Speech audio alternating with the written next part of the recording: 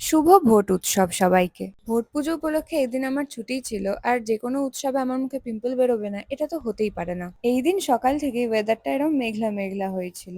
আর এই মেঘলা ওয়েদারে ব্রেকফাস্টে যদি একটু লুচি তরকারি হয়ে যায় তাহলে তো পুরো জমে যায় ব্যাপারটা। ব্রেকফাস্ট করতে করতে আমি দেখছিলাম গিলমোর গার্লস, আর এর মধ্যে তখন 10টা 11টা বাজে শুরু হয় ঝড় আর বৃষ্টি। তাই জন্য আমি আবার কি করব ভেবে গিলমোর গার্লসই দেখতে বসে যাই।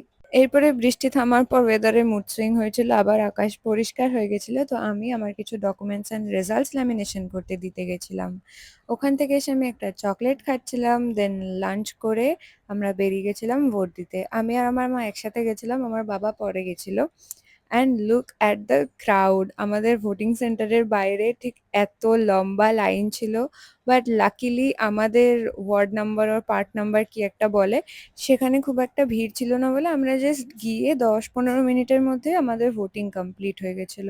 তারপর বিকেলবেলা আবার ওয়েদারে মুড সুইং হয় আর আবার আকাশ মেঘলা করে আসে। তো আমি গেছিলাম এই ওয়েদারটা একটু রোমান্টিসাইজ করতে ছাদে হাওয়া খেতে। তারপর সন্ধ্যের দিকে সবার জন্য চা বানিয়ে চা খেয়ে আমি আর আমার বাবা বেরিয়ে গেছিলাম মামা বাড়ির উদ্দেশ্যে। আমার মামা বাড়ি একটু বাড়ির কাছে হওয়ার সুবাদে আমরা ছুটি পেলেই এরম টুকটাক মামা বাড়ি ঘুরতে চলে যাই।